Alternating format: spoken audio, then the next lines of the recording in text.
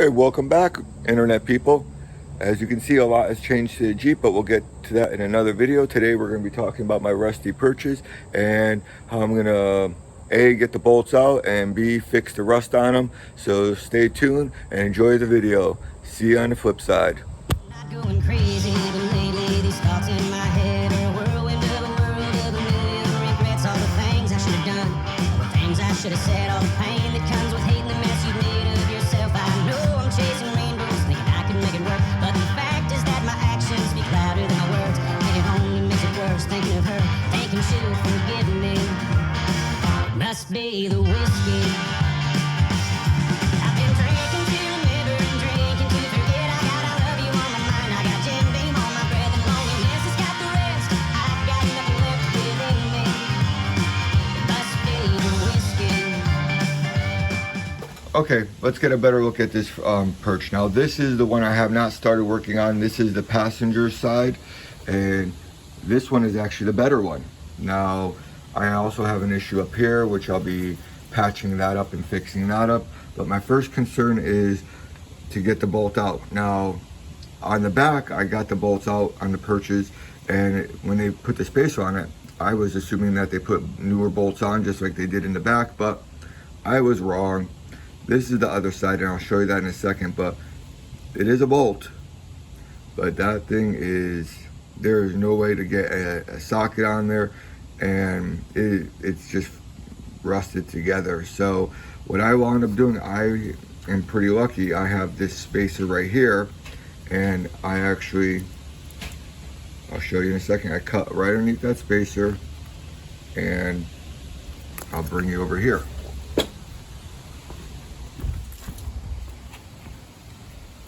And as you can see, I exposed the bolt.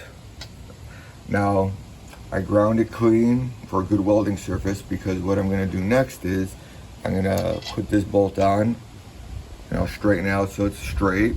I'm gonna weld it on, and I'm gonna try to break this bolt loose. Now, I've already heated that up and soaked it twice, just to see if I get some expansion to loosen it up a little bit so it'll break off a little bit easier. But if the bolt does break right up in here, and there's a good chance it will, then I'll go to like a plan B or a plan C, but we're gonna discuss that later on.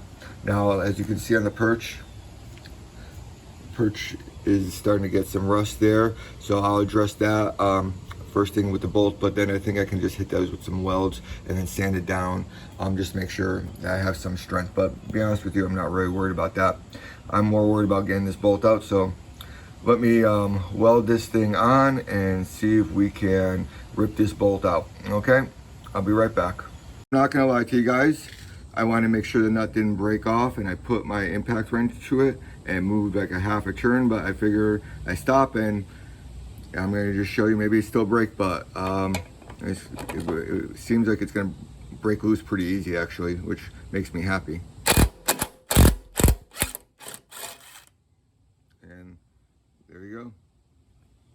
Now I'm gonna cut and do the other side, and hopefully that side doesn't break either. Okay, let's start this side.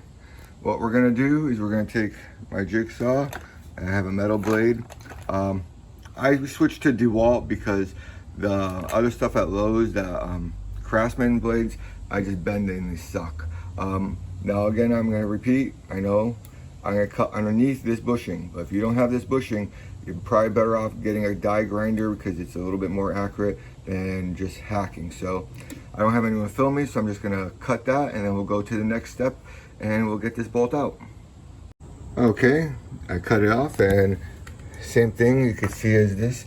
That's pretty rusty, and I cut right through that. Wasn't too bad. Now I'm gonna slip this boot off.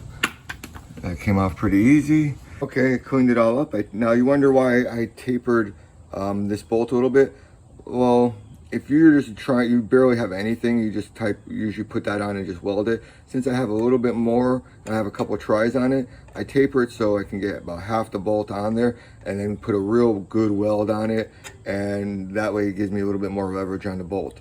Now you guys hear me talk about heating up bolts all the time, and like I said on this one, I think the welding is going to heat it up. But I also like doing a little bit of PB blaster. Now the reason I'm showing you this is I broke in 2 torches, and this is a cheap Walmart torch, and I love this self-igniter. And what I'm talking about, usually what I'm talking about, let me start that over. Usually what I'm talking about is, let's do a little bit smaller flame. When I heat up a bolt, I'm only heating it up for a good maybe 15-20 seconds. On something like this, when I got thicker metals, it's like dealing with cast iron a little bit. You don't want to melt it, but this torch is not strong enough to melt it.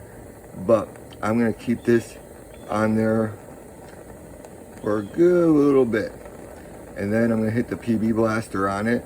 I want to get that nice and hot. Sorry about that. I want to get that nice and hot. And usually, like I said, 15 seconds is usually all I do on a regular bolt, but on something like this, I want to really get this sucker hot. And I can tell when again. Okay. And getting the nut into what I'm doing is heating the bolt and then trying to also heat the nut inside to loosen up that thread. Okay. That seems like that's enough right there. It's nice and smoking. And then all I do is take my PB blaster and I'm gonna spray it. And let's see how it goes. And I'm just trying to get, now I normally go from the upside too. Oh, let me do that again. And normally I go from the other side too to get the nut. But in this case, there's so much crap packed into that nut. There's no way. I've tried to clean it so many times. I just finished welding this boat. Now you don't have to go as crazy as I am with the weld. And if you go overboard, you can grind a little bit off. But it's still hot, so I'm wearing a glove. Let's see. Okay, doing this one hand. Let's see if this works.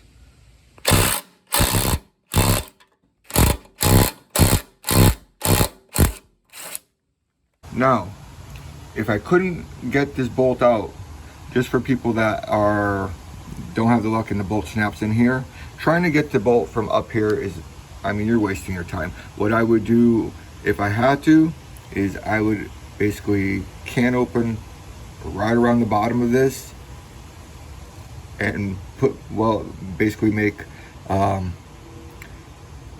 a circle in metal, weld a bolt on already, and then put it up here and then re-weld it and then sand it all down and it'd be good as new. Don't try to go from the top. You're just going to kill yourself. Don't try to drill through because you got the bolt in there and you're just going to go through bits. Just can opener right on the bottom. Take a piece of metal, cut it out, circle, and weld the nut and then weld that back in place. That's the only other option I see. Check this out. This thing, I just gotta be careful because if there's anything liquid wise, see, you think you're still, see how that's how much crap there is in this thing. Okay. Where's my hammer? My hammer.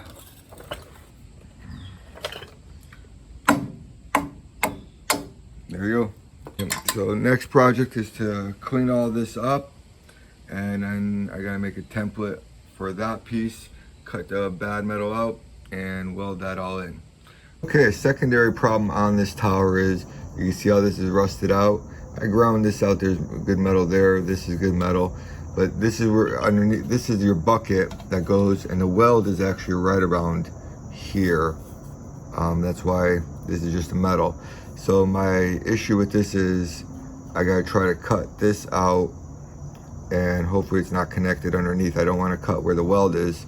So I gotta cut it and then maybe peel this a little bit. I made a template.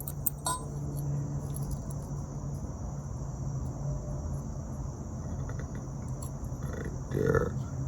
A perfect circle. But I'm gonna try to get this out in one piece and then put that on here and trim it up as much as possible. I did my initial cutting. I want to make it one piece, but this fell apart, so, but I want to show you this. That's how thin, and you know, that's why you always cut out a little bit more than what you see, because this is pretty much, let me see if I can bend it, you know, but that's all garbage. So I cut this out now. I'm not sure if it's gonna, I clean this out as much as I can, but I basically, oh, why is it not focusing? Okay, that's better. I basically, this was built up. This is actually your tower from underneath. And there's a little bit more metal here. And I put not air hammer, but a descaler. And I got all the loose stuff out. And that's all gone. I scaled around here. And now I'm gonna do some rust preventer. Protect my edge that I'm gonna weld. And then here's my template. Let me see if I can do this one-handed. Usually cannot do this one-handed. Fits in better than that. Yeah, but I have magnets, but that'll pretty much put some magnets on it. Let me see if I can do that right now. And right there.